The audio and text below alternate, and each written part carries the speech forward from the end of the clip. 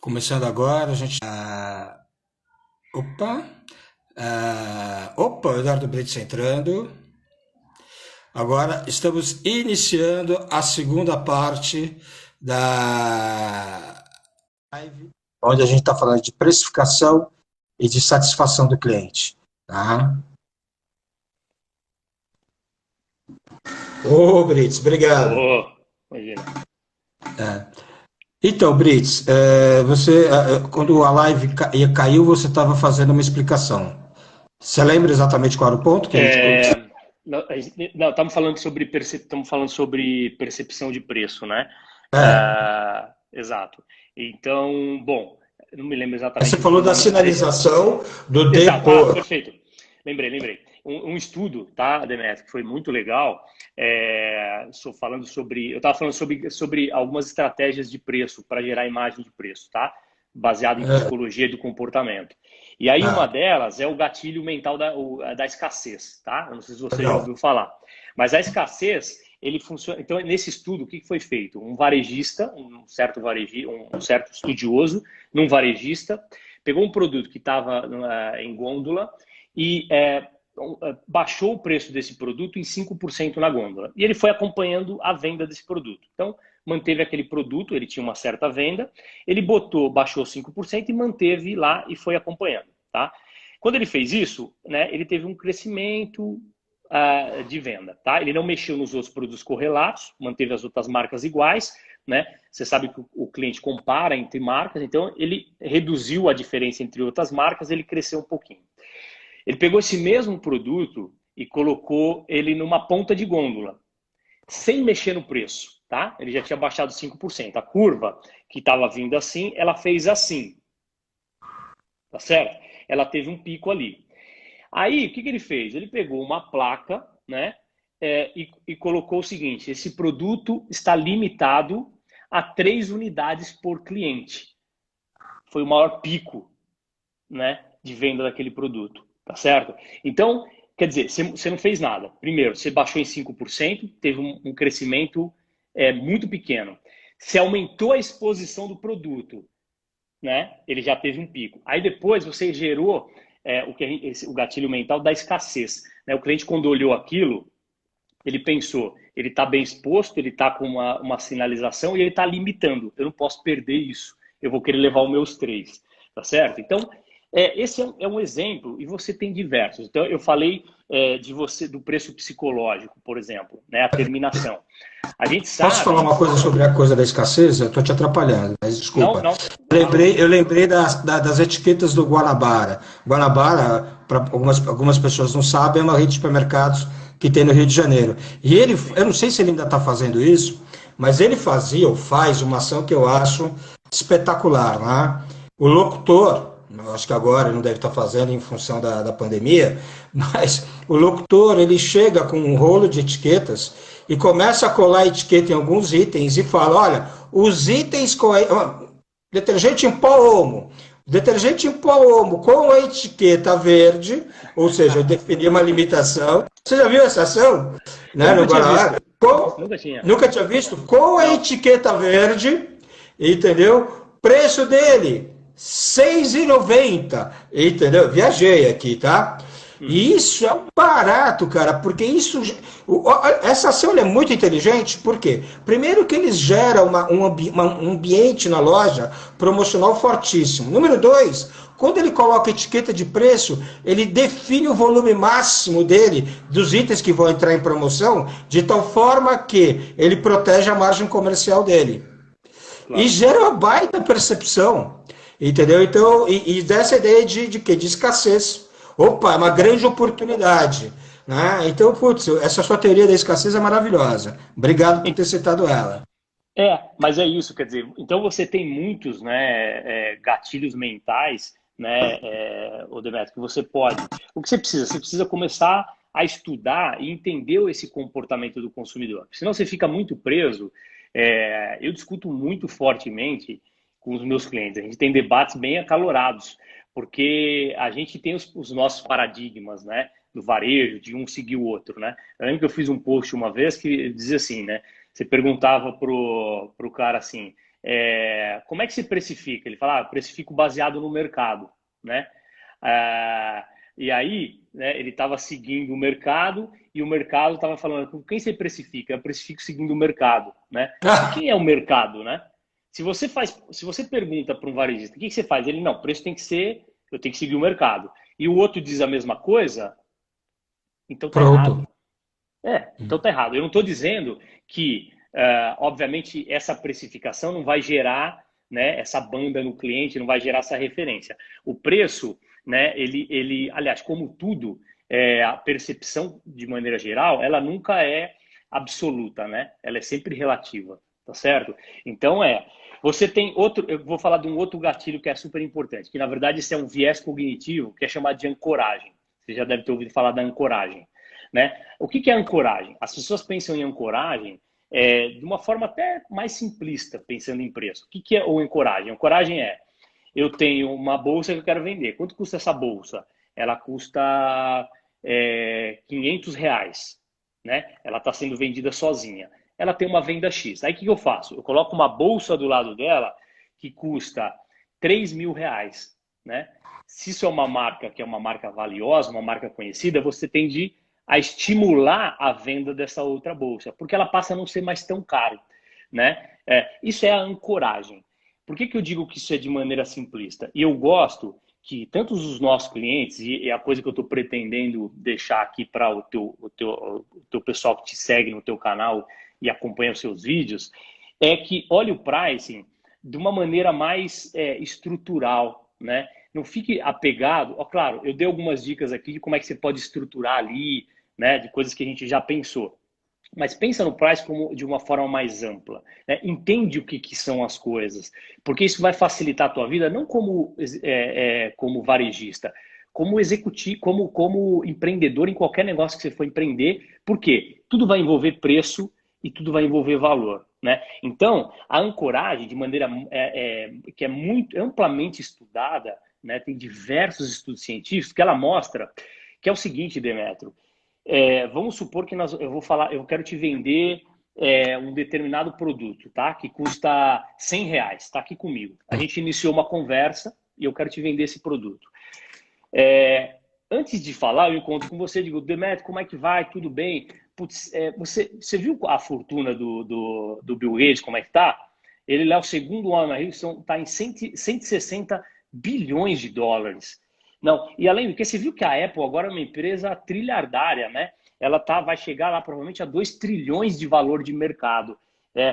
Por sinal, eu vim no trânsito agora e parecia que tinha uns 2.000 carros parados na minha frente. Legal. Bom, por sinal, Demetrio, esse está aqui o produto que eu quero te vender, ele custa R$ 100, né? Tem um viés cognitivo que, como eu lancei que é a lei dos grandes números, eu te falei eu te influenciei com tantos grandes números, que existe uma tendência de você achar que R$ 100 é pouco, né? Lá no teu subconsciente, né, falando sobre o salário do Bill Gates, ou quanto o Bill Gates, a fortuna do Bill Gates, isso causou um impacto em você, que você não percebe, mas isso causou um impacto. Brice, então você está falando que em preço é isso. Não. Os estudos mostram, né, que a ancoragem é um negócio tão poderoso que pode ser coisas que não estão relacionadas a preço, né? Tem um estudo que foi feito, que eu vi recentemente, que era assim, era uma roda da fortuna. Então eles pegavam pessoas, tá certo, para rodar essa roda da fortuna e ela tinha lá os valores, $1.000, 100 mil dólares, enfim. Né? E aí alguns participantes desse estudo eles tinham que rodar essa roda da fortuna e ela ia cair em algum valor. E depois eles perguntavam para essas mesmas pessoas que participaram do estudo quantos países da África participavam da ONU, né? Aqueles participantes que tinham caído com números mais altos chutavam um número maior de países do que aqueles que tinham saído com números mais baixos na roda da fortuna.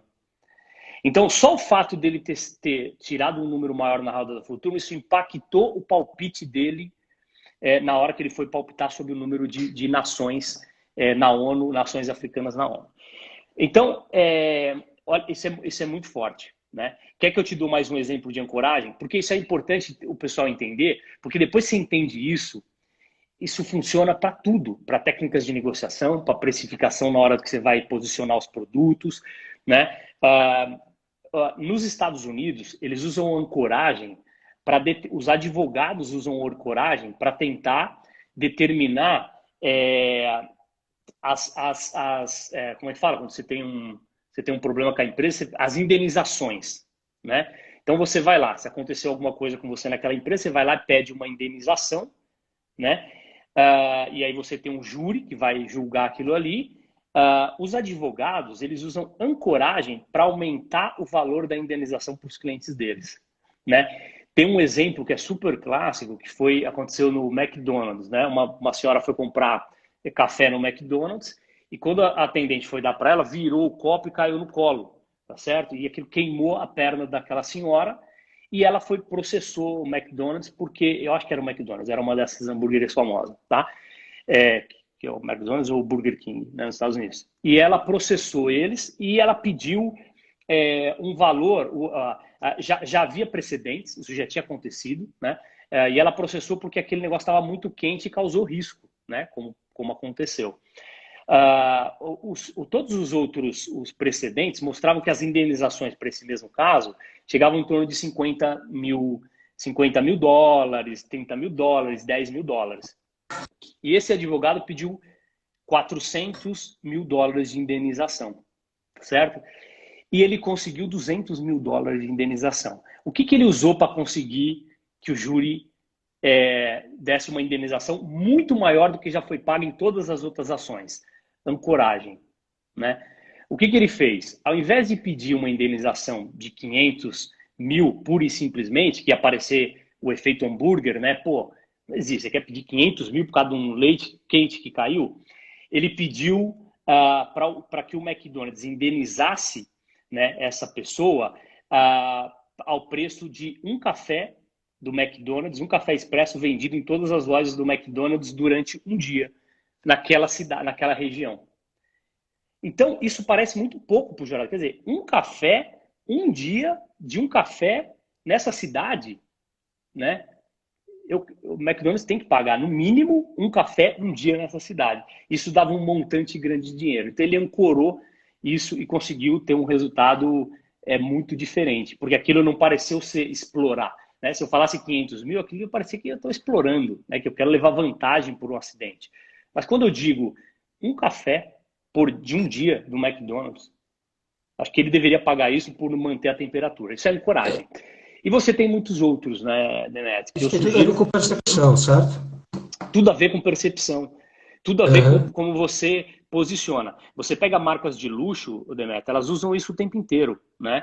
Se você entrar no site da Tiffany, você vai ver que ela vende um clips de papel, eu não me lembro o preço, mas tipo alguma coisa como R$500. É um clipe de papel, de prata, tá? Ela tem interesse de vender um clipe de papel? Obviamente, ele usa como separador de página de livro, mas é um clips mesmo. Ele tem aquela carinha do clips, igualzinho. Só que ele é de prata, né? Ela não tem intenção de vender, mas uma empresa que vende um clipe de prata por R$500 e te dá a oportunidade de comprar algum outro produto por 200, mesmo que seja um negocinho muito pequeno, você compra, porque você fala, tá muito barato, né? Se um clipe custa 500, né? Então a Louis Vuitton faz isso o tempo inteiro, né? Ela faz uma bolsa que ela manda para a loja que custa 150 mil dólares. Ela sabe, eventualmente ela vai vender, né? Mas não é esse o ponto. O ponto é, eu entro numa loja que tem uma bolsa de 150 mil dólares, eu quero sair com uma, né? Pensando nas mulheres que gostam de bolsa e de produtos desse tipo, da marca, aí eu quero levar pelo menos uma carteira. Uma carteira custa 2 mil dólares, não, mas 2 mil eu posso pagar, né? Eu não posso pagar 150. Então, isso é amplamente utilizado. Você tem isso tudo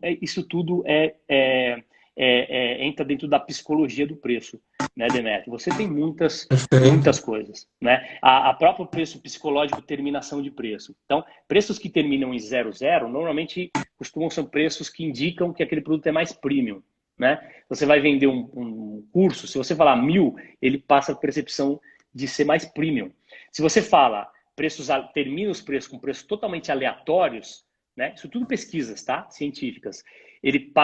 Preços aleatórios, ele passa uma percepção de preço mais barato, né, do que preços com terminações exatas, né? Então você pode se utilizar de tudo isso, né, Demétrio?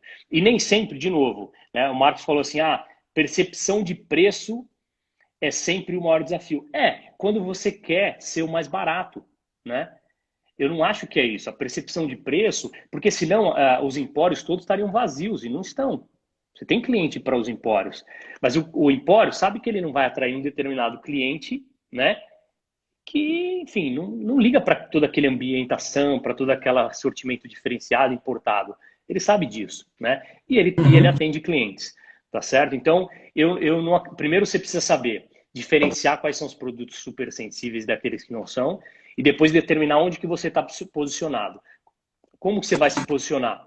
Depende. Quanto de valor você acha que você entrega, né? Que é o que a gente falou anteriormente. Então, é isso. E aí, sinalização entra? É importante? Muito. Falamos aqui do exemplo do preço maior e menor. Esse é um exemplo, tá? Mas só o fato de você sinalizar bem esse produto, né? Sinalizar bem a loja, isso já vai dar um impacto muito grande. E a tua percepção de valor aumenta, né? Vou te dar mais um exemplo para finalizar essa questão de percepção de preço, aproveitando o gancho do Marcão lá.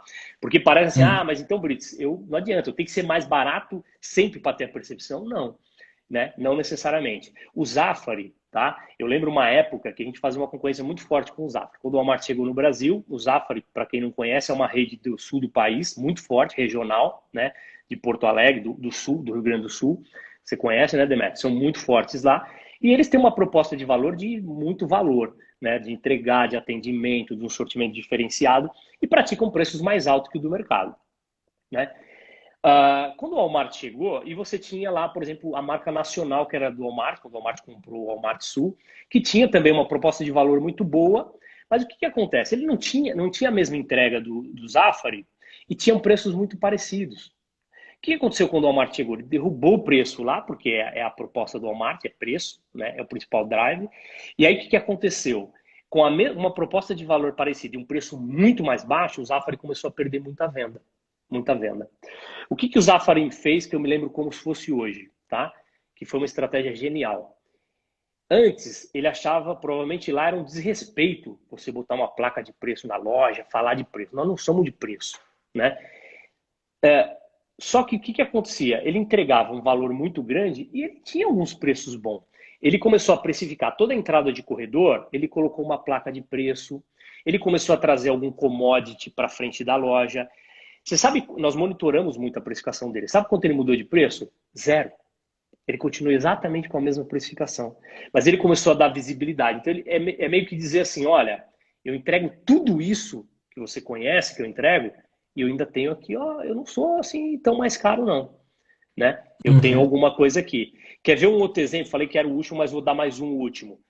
Nos Estados Unidos, vai me fugir o nome agora, mas o Walmart nos Estados Unidos, você sabe, ninguém ousa competir em preço com o Walmart. Agora a Amazon online, mas pensando no físico. Ninguém ousa. Então qualquer varejista fala assim, bom, quanto é que mais caro eu posso estar com o Walmart? 10%, 15%. Ninguém fala, vou estar mais barato com o Walmart.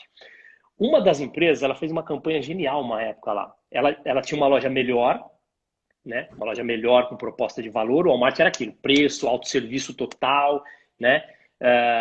E aí o que ela fez? Ela criou uma campanha, ela fazia um compare na entrada da loja e ela pegava alguns produtos que era mais barato que o Walmart e ela dizia o seguinte na campanha. Ela falava assim, o Walmart nem sempre o mais barato.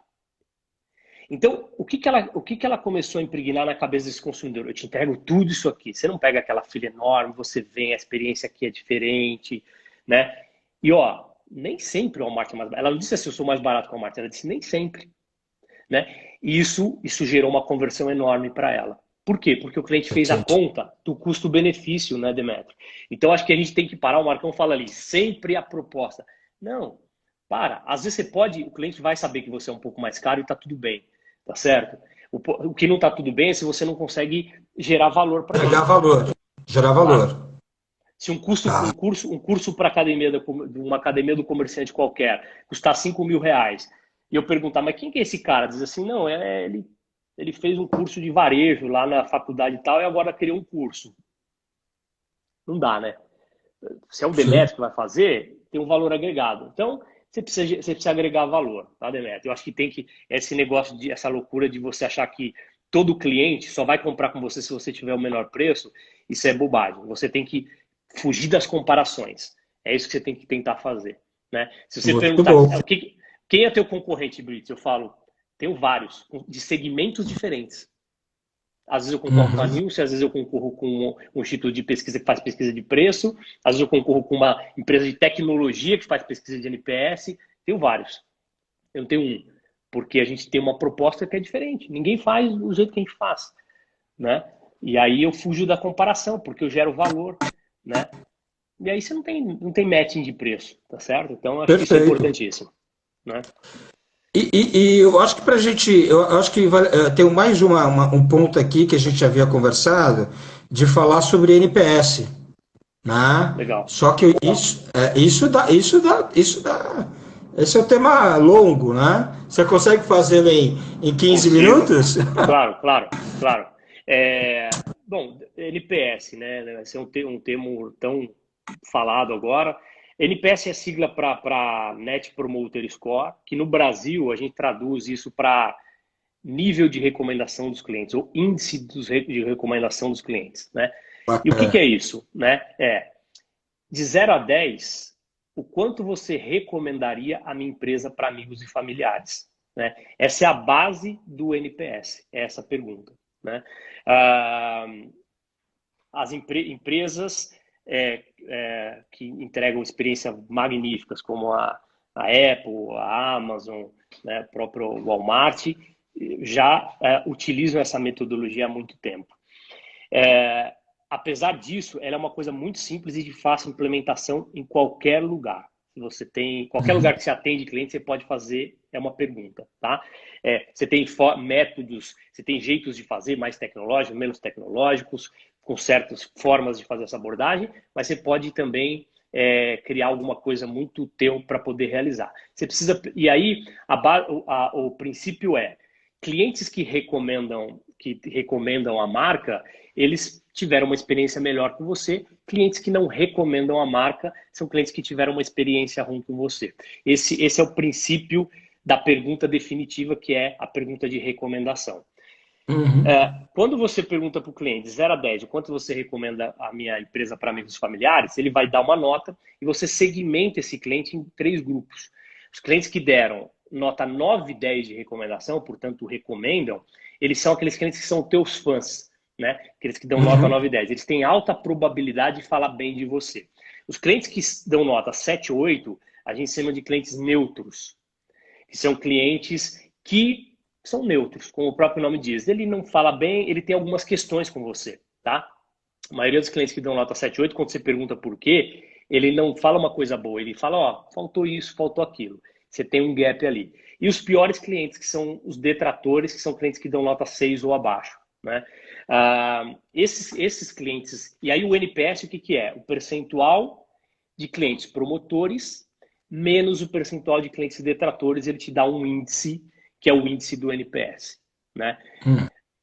É uma métrica que eu gosto muito, a gente trabalha aqui na empresa, Demetrio. Ela pode ser aplicada para qualquer um, é uma pergunta, mas a coisa que eu não gosto do método, né, da forma com que ele fala, é que você deveria fazer só 2 perguntas, que é qual é o nível de recomendação, e aí você determina quem é o teu cliente promotor, detrator e passivo, e depois você pergunta por que você deu essa nota, né? E aí é a parte que eu discordo, né? Eu acho que você precisa discorrer por todos os atributos. E é um trabalho que a gente faz muito forte aqui, né? Porque geralmente o cliente não sabe explicar, tá? Na grande maioria das vezes. Então você precisa estimular ele a passar por todos os pontos de contato que você tem na loja, para que depois você possa entender por que ele é um detrator, um promotor, um passivo. Então, por Construir um exemplo, plano de ação para corrigir, né? e construir um plano de ação. Então você vai perguntar para ele como é que ele avalia o teu preço, como ele avalia o teu sortimento, como é que ele avalia a tua rapidez nos caixas, o teu hortifruti, o teu açougue, o teu atendimento e todos os outros atributos que você se propõe a entregar, se você é um varejista alimentar ou, enfim, dependendo do segmento que você é. A partir das respostas, você consegue entender uma coisa que é muito importante, que é um trabalho que a gente faz, que é o que importa para o teu cliente? Você consegue perceber isso. Se você não faz essa investigação, você não consegue saber.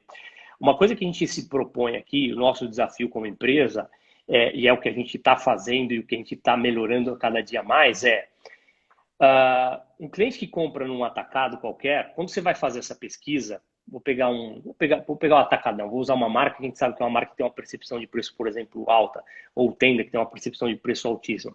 Tenda é um pouco diferente porque ele entrega muita qualidade também. Mas o atacadão, ele entrega muito preço. E ele não entrega mais nada, né? Porque o fortaleza dele é preço. Quando você faz uma pesquisa com o cliente, o NPS dele é alto. Quando você olha para os atributos têm notas baixas em relação aos outros varejos, né? E a nota máxima. O que isso significa? Que o importante para aquele cliente que compra naquele atacado é o preço.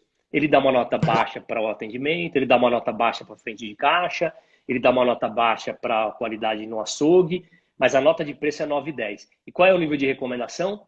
9,10. O que significa para ele? O que é importante para esse cliente? É preço. Então, isso muda. Dei o exemplo do Zafra. Quando você vai para o Zafra, a percepção de preço é baixa. Os outros atributos todos são altíssimos. Qual é o NPS dele? Altíssimo nível de recomendação. O que é importante para esse cliente? Né? Esses outros atributos. Aí eu pergunto, você tem lá o teu cliente que, sei lá, tem uma loja, né, o teu mentorado, quer que seja da empresa que você está trabalhando lá, ou de vizinhança. Qual é, né, Demetrio? Você tem um NPS, tem um nível de recomendação lá. Seus clientes foram, tiveram uma experiência, né? Qual que é o nível de recomendação, né, desse cliente? Por que ele tem esse nível de recomendação?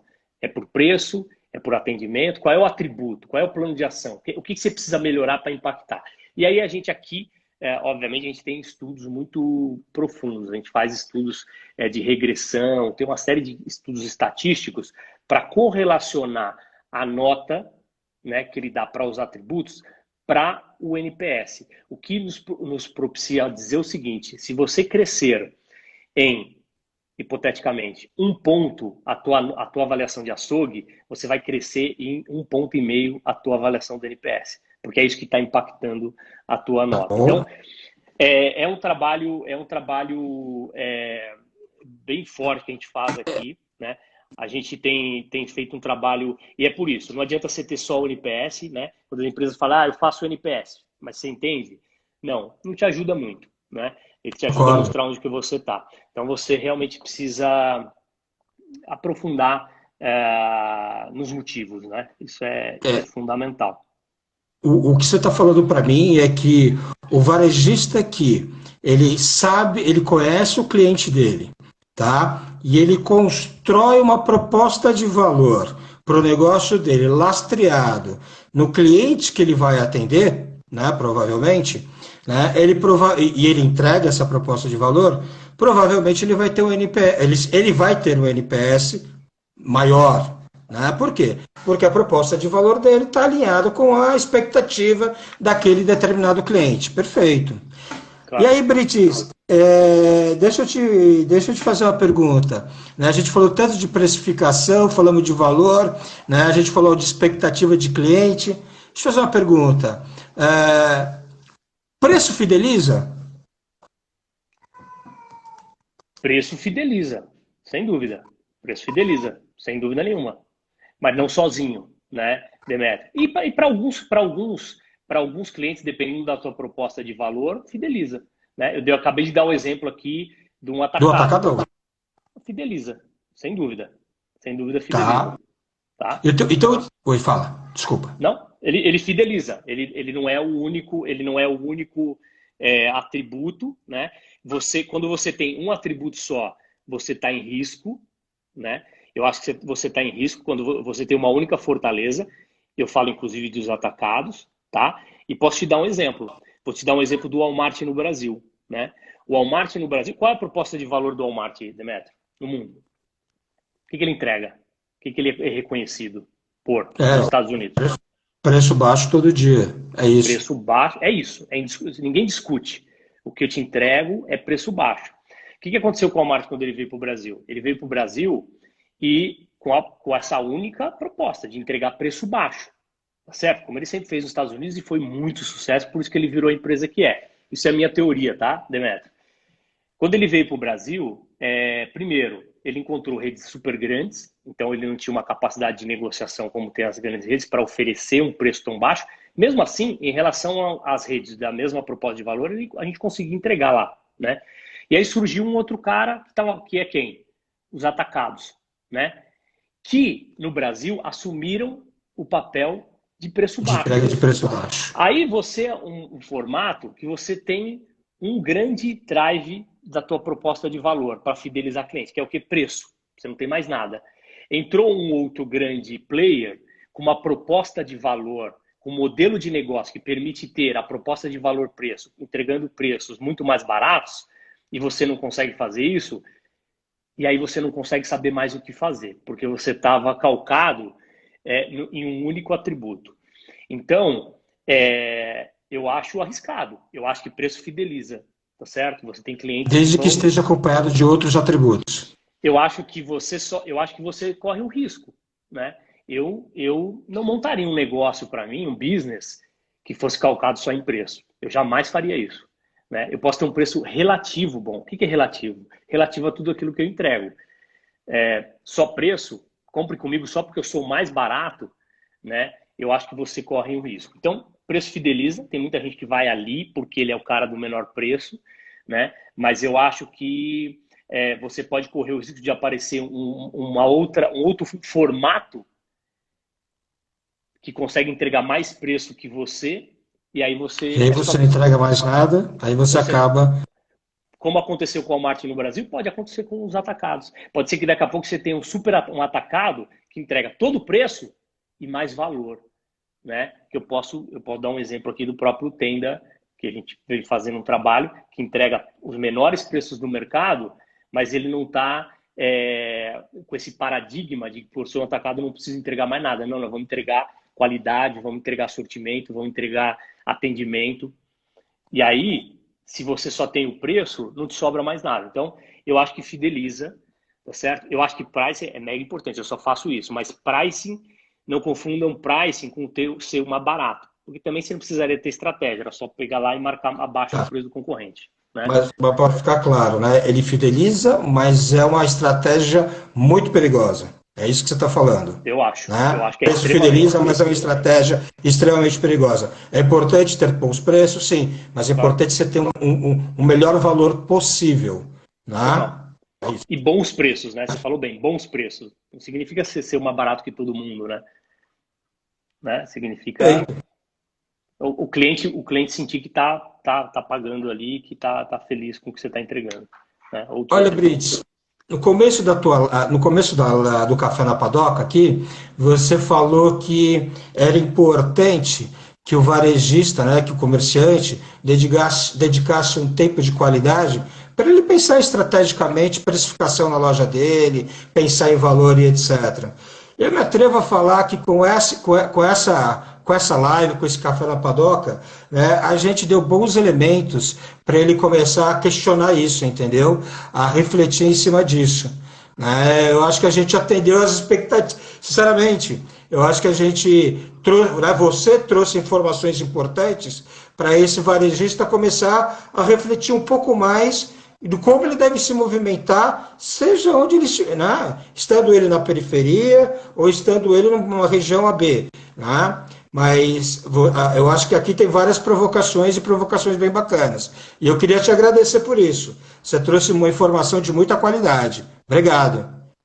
Imagina, eu que agradeço. A proposta é essa, né, Demetrio? Se eu ficar cuspindo regras aqui, não é que vai funcionar, tá certo? Eu faço muito com a equipe aqui, faço muito com os clientes, eu falo, pensa, entende o comportamento, não se prende a paradigma de que só preço, a percepção é a única coisa que importa, se eu não tiver preço eu estou fora do jogo, está muito longe disso, tá? Precificação, pricing, não é finanças, né?